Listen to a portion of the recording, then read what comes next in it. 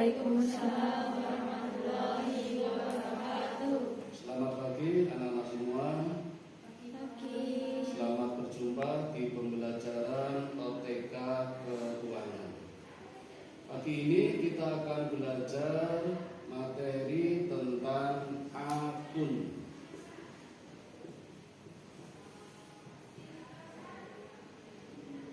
Akun ya, bukan aku. Tidak, ada N-nya. Akun. Apa itu akun? Ada yang tahu? Kalau istilah lainnya rekening. Rekening. Punya rekening? Tidak punya. Kalau di bank nggak punya? Bapak punya nggak? Punya. Oh, di bank mana?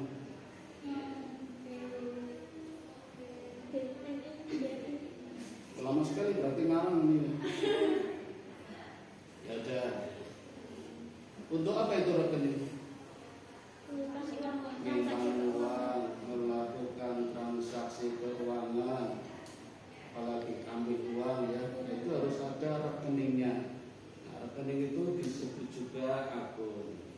Jadi akun itu apa? Transaksi keuangan secara internal maupun eksternal.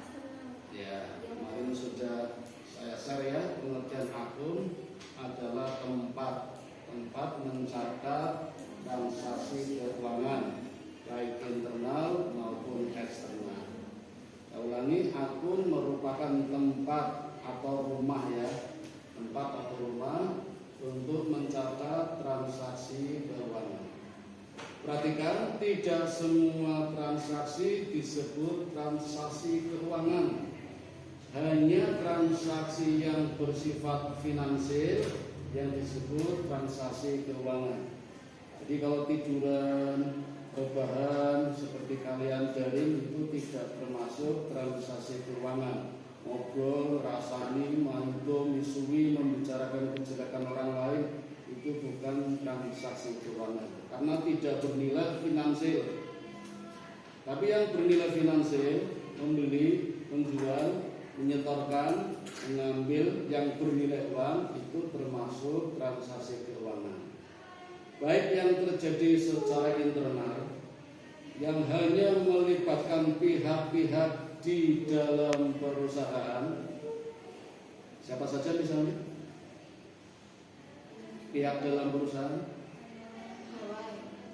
Pegawai, staf, karyawan, pimpinan. Kalau di sekolah ini siapa? Guru, kepala sekolah, siswa, ya staf. Sama-sama melakukan transaksi di lingkungan sekolah, itu namanya transaksi internal ya. Tetapi ketika melibatkan pihak di luar lingkungan perusahaan, maka transaksinya disebut transaksi eksternal. Misalnya pihak luar berdagang, masuk ke lingkungan sekolah, jualan baju, jualan celana, nawarkan sama bapak-bapak, jualan makanan, nawarkan sama ibu-ibu. Nah kan melibatkan pihak luar ya, itu disebut transaksi eksternal. Kalian keluar di jalan, di bakso, di soto, itu melibatkan pihak luar, transaksi eksternal. Nah itu harus dicatat di dalam administrasi keuangan. Tempat mencatatnya namanya akun. Paham ya? Sampai di sini ada pertanyaan? Belum ada. Sekarang kita masuk ke penggolongan akun. Akun perlu digolongkan. Why? Kenapa? Karena jumlahnya sangat banyak. Maka perlu digolong-golongkan untuk memudahkan pencatatan. Nah, secara garis besar akun digolongkan menjadi dua. Apa saja? Akun real dan akun nominal. Akun real dan akun nominal. Apa itu akun real? Akun real itu merupakan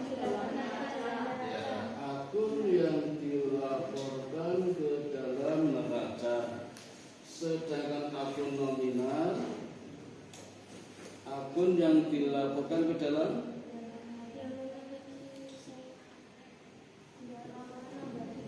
rugi laba. Untuk memudahkan menghafal, R N N R R N N R R N N R R N N R. Coba yang cepat. N R N R N N R R N 100 kali cepat.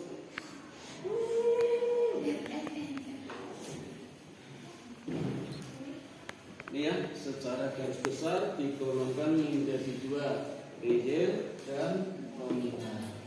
Saya hapus ya.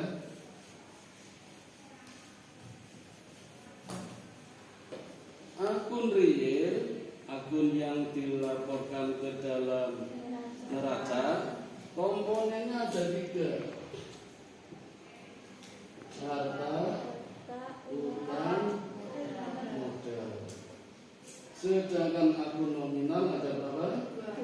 2. Apa saja? Pendapatan, beban.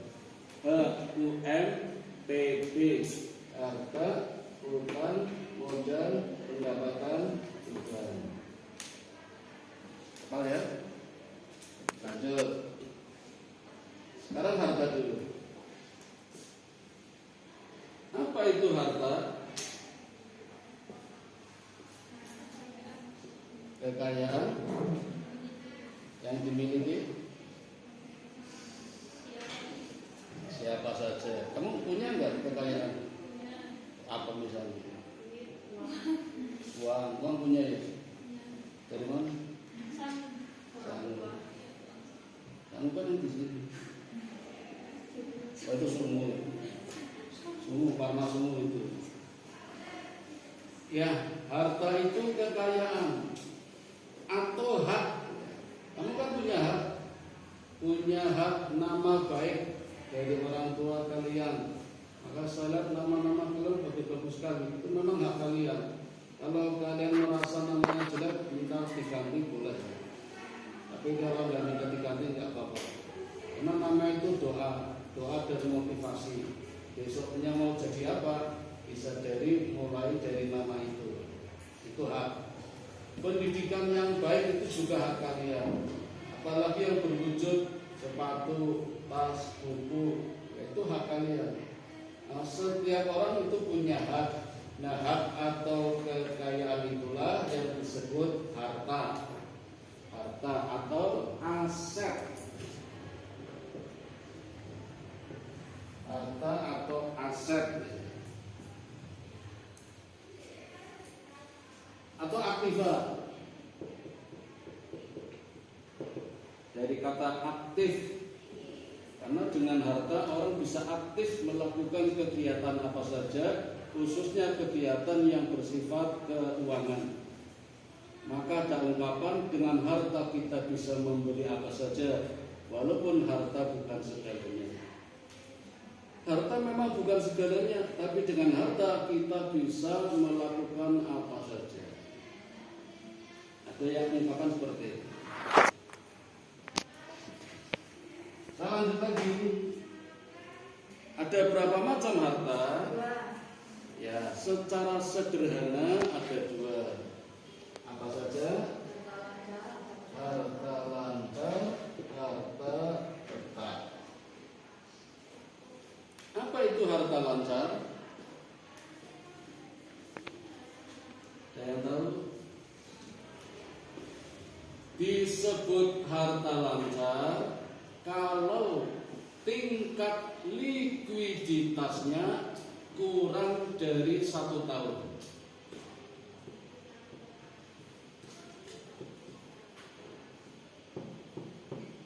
Likuiditas, tingkat kecepatan mencair jadi uang. Ini bisa jadi uang nggak? Bisa. Jadi uang bisa nggak? Bisa. Meja bisa jadi uang nggak? Bisa. Kapan jadi uangnya? Ya, kalau jadi uangnya kurang dari 1 tahun, itu disebut harta lancar. Apa saja? Banyak contohnya. Saya berikan beberapa saja ya, dan kalian harus tahu urutannya. Tidak boleh dibalik, tidak harus urut. Nah, urutannya berdasarkan tingkat likuiditasnya. Mana yang paling duluan cair? Biasanya apa? Kas. Kas itu apa? Ini loh, saya punya. Nah, ini apa ini? Berapa kamu? Hari ini 500 rupiah, besok 500 ribu. Dari suamimu, bukan dari saya. Uang tunai ya, uang tunai. Kas bisa berbentuk logam, bisa berbentuk kertas, kertas saja. Mana kertas? Ini, oh kita. Ini voucher. Ini aja. Untuk perolahan. Yang merah nggak ada. Nggak usah ya. Itu aja. Itu uang tunai, kas. Ya, kas. Nah, kas itu di mana letaknya? Iya, di dompet ada, di meja itu ada, di saku ada ya. Nah, itu namanya kas di tangan, cash in hand. Bapakmu kan di bank ya uangnya ya. Itu nanti namanya kas di bank, cash in bank. Kalau yang kelas 12 ada kas kecil, petty cash ya. Saya tulis kas saja ya. Nanti rinciannya banyak. Seperti tadi ada kas di tangan, kas di bank, kas kecil. Itulah kas uang tunai. Setelah kas apa? Piutang. Apa itu piutang? Tagihan uangmu berada di tempatnya orang lain. Kok bisa? Mungkin kamu dulu meminjamkan. Kamu minjami, nyilihi, nyilihi bahasa Jawanya, ngutangi ya. Nah, berarti kan uangmu di tempat orang yang punya utang, di tempat orang yang nyilih, yang pinjam. Itu bisa kembali nggak? Kalau ditagih dan berhasil nagih, dan nagihnya sebelum 1 tahun kalau bisa ditagih masuk kas lancar, masuk harta lancar. Tapi kalau nggak bisa ditagih sampai setahun lebih, nggak bisa masuk piutang, nggak bisa masuk harta lancar. Nanti masuk piutang tak tertagih. Nah, harus dihapuskan nanti ya. Menggunakan akun beban penghapusan piutang. Ini kalau bisa ditagih dalam waktu kurang dari setahun, masuk harta lancar. Itulah piutang. Apalagi? Persediaan barang, baik barang yang dikonsumsi sendiri maupun yang akan dijual. Di rumahmu ada barang apa? Galon. Oh, air galon itu ya. Aqua ya. Aqua mahal. Yang murah Aquaria. Apalagi lem minerale itu khusus untuk laki-laki loh ya. Lem minerale. Perempuan nggak cocok. Kan namanya lem minerale. Ya, minerale. Sama mobil itu ya ada mobil laki-laki, ada mobil perempuan. Yang laki-laki namanya Pak Jero, laki-laki. Kalau perempuan Sinia, ya, sama Ayla, Kaila, mobil perempuan. Saya dulu punya Pak Jero, sumuk banget Pak Jero, panas maupun jero. Sabun punya di rumah ya, sabun cuci, sabun mandi. Itu dijual apa pakai sendiri? Pakai sendiri. Kamu kalau pakai sabun habisnya sampai 1 tahun nggak? Oh ya? Enggak nonton ora tau dus. Sebulan ya? Ya, sih. Seminggu malam sambil timur dimakan kalau pas mandi cepet banget. Yang bijul juga gitu ya. Kalau lakunya nggak nyampe setahun, nah masuk persediaan tahun. Keren. Apalagi perlengkapan. Apa itu perlengkapan? Sesuai dengan namanya perlengkapan, maka fungsinya hanya sekedar melengkapi. Karena hanya sekedar melengkapi, maka biasanya bentuknya kecil-kecil. Karena bentuknya kecil-kecil, maka biasanya cepat habis. Maka perlengkapan sering disebut juga bahan habis pakai, disingkat BHP, bahan habis pakai atau barang habis pakai. Karena memang cepat habis. Bentuknya juga kecil, klip, trigonal, stick, tip X, pensil, potlot, pulpen, spidol, tinta, kecil-kecil kan ya? Dan cepat habis itu, maka disebut perlengkapan. Ya, lagi apa? Beban yang sudah dibuka. Beban yang dibayar di muka. Maksudnya beban yang dibayar duluan, bukan di muka di sini bukan. Bayar duluan. Harusnya belum bayar, tapi dibayar dulu. Boleh nggak? Boleh. Ini baru bulan Oktober, tapi mbaknya sudah bayar SPP di sekolah ini sampai bulan Desember. Wah keren, boleh nggak? Boleh, senang banget sekolahannya baru bulan Oktober sudah bayar sampai Desember.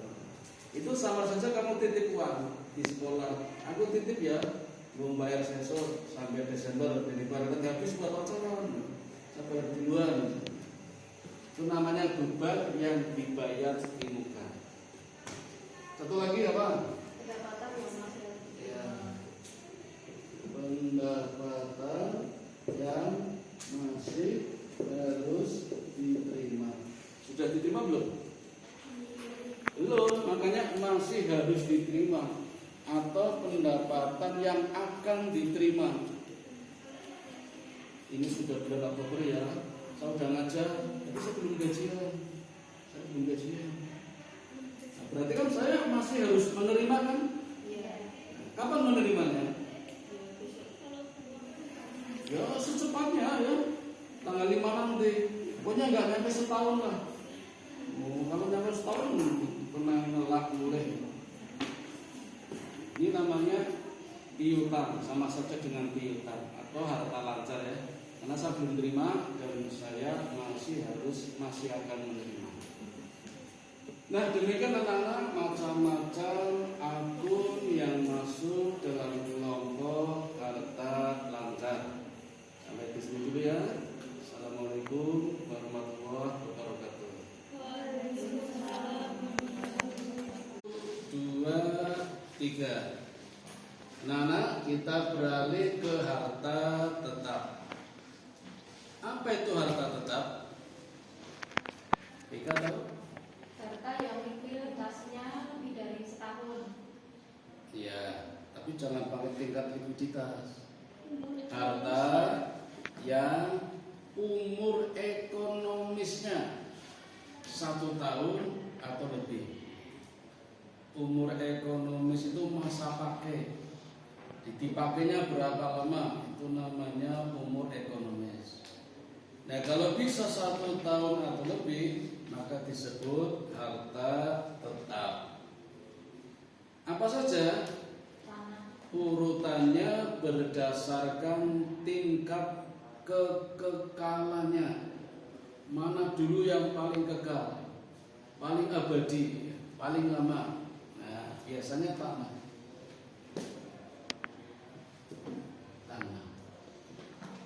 Tanah ini paling lama ini. apalagi tanah nggak pernah berkurang, baik kuantitas maupun kualitasnya. Kan jumlahnya nggak pernah berkurang tanahnya. Walaupun gempa bumi cuma pindah tempat aja, ya.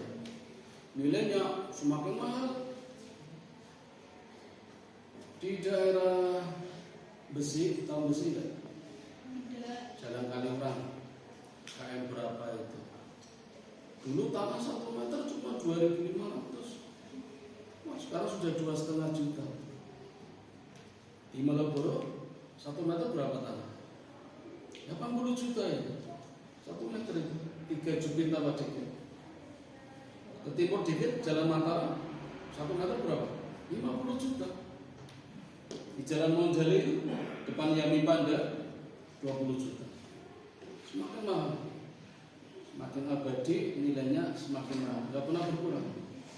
Maka bisnis yang paling menguntungkan, investasi yang paling menguntungkan ya tanah.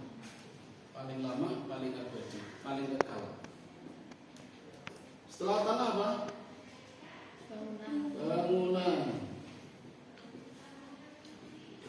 atau gedung, rumah, hotel.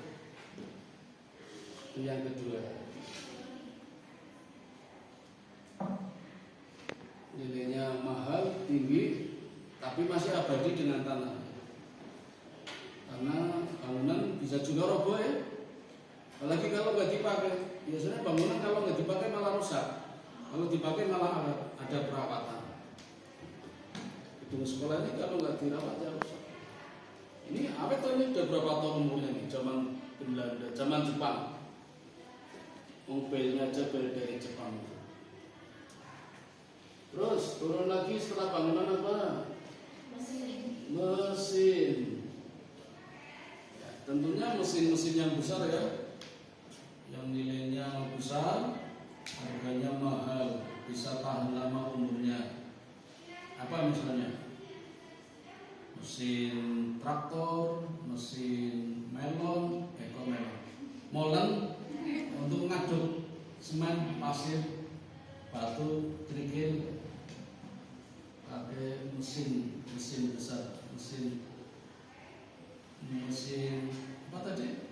Molen, kalau melon terus, pisang molen ada. Mesin yang kecil juga masuk ya, yang penting masa pakainya 1 tahun atau lebih. Mesin jahit bisa, mesin mobil bisa. Kendaraan, mobil, motor, ya. Motor yang kamu pakai itu masuk harta tetap. Yang bisa dipakai lebih dari 1 tahun ya. Apa langsung rusak? Enggak ya. Ada garansi mesin 3 tahun, garansi mesin 5 tahun. Nah, satu lagi peralatan.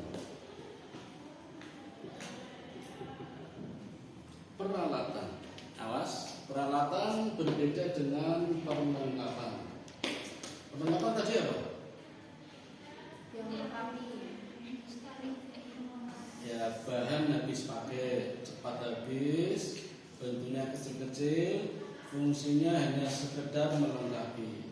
Kalau peralatan, namanya saja alat, barang yang dapat digunakan untuk meningkatkan nilai guna suatu barang. Maka disebut juga barang modal atau alat. Apa misalnya? Misalnya apa? Komputer ya. Komputer masuk peralatan karena bisa meningkatkan nilai guna barang dan jasa. Dengan komputer bisa membuat produk berupa tulisan-tulisan, cetakan-cetakan. Ya, tentu dibantu dengan peralatan yang lain, nyetak buku, mau ngeprint, print out, ya pakai printer, itu masuk peralatan itu.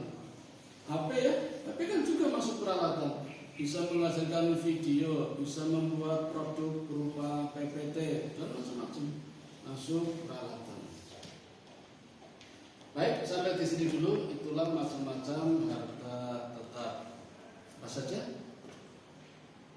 Tanah, bangunan,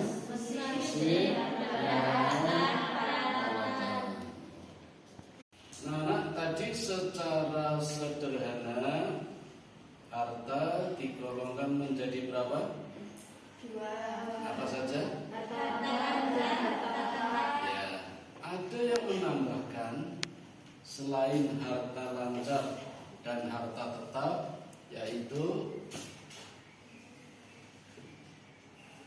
harta investasi. Investasi apa investasi? Monggolah, terserah ya. Apa sih investasi itu? Penanaman, andil, ikut andil di perusahaan lain, namanya penanaman ya, penyertaan, itu namanya harta investasi. Itu juga harta yang dititipkan di perusahaan lain, namanya investasi. Misalnya apa yang termasuk dalam investasi? Surat berharga. Tidak semua surat berharga. Hanya surat yang bernilai uang yang disebut surat berharga. Tentu surat berharga di sini surat yang masa pakainya ya, yang dapat dipakai kurang dari 1 tahun. Misalnya apa?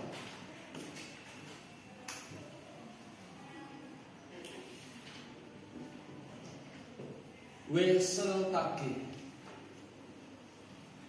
Ini jangka waktunya nggak nyampe 1 tahun, hanya 4 bulan atau 120 hari.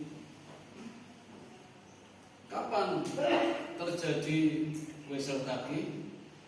Ketika ada dua pihak melakukan transaksi jual beli, pinjam meminjam, yang bukti pencatatannya menggunakan surat yang disebut wesel tagih.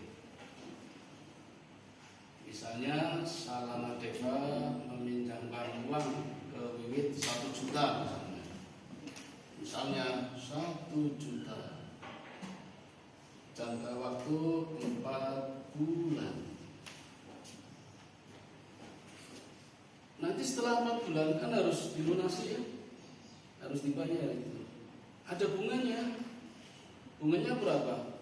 10% misalnya, berarti bunganya 100.000. Maka Wiwit bayar ke Salana 1.100.000. 1 jutanya modal, 100.000-nya bunga, 1.100.000 namanya nilai jatuh tempo. Nilai yang harus dibayarkan atau nilai yang akan diterima setelah jatuh tempo, setelah 4 bulan, yaitu 1.100.000. Dari mana? Dari pokok atau modal ditambah bunga. Ini kalau menggunakan wesel tagih. Jadi wesel tagih yang megang siapa? Salana yang meminjami, yang berpiutang. Kalau di tempatnya Wiwit namanya bukan wesel tagih, wesel bayar atau promes atau surat aksen. Jadi ada dua ya. Di tempat orang yang meminjami namanya wesel tagih, di tempat orang yang pinjam namanya wesel bayar. Misalnya sebelum 4 bulan Salana butuh uang, wesel tagih yang dipegang Salana boleh dijual lagi, boleh kok. Dijual kepada siapa? Yovani misalnya, takdel. Harganya 1 juta. Tetapi karena dijual sebelum saatnya, sebelum 4 bulan, sebelum jatuh tempo, maka nanti ada potongan, namanya diskonto 10% misalnya ya, sama 100.000. Maka yang diterima Salana tidak 1 juta, tidak 1.100.000, justru hanya 900. Loh, kenapa? Karena dijual sebelum saatnya, belum jatuh tempo sudah dijual. Boleh nggak? Boleh, selama butuh duit, tapi nilainya malah berkurang karena dipotong diskonto.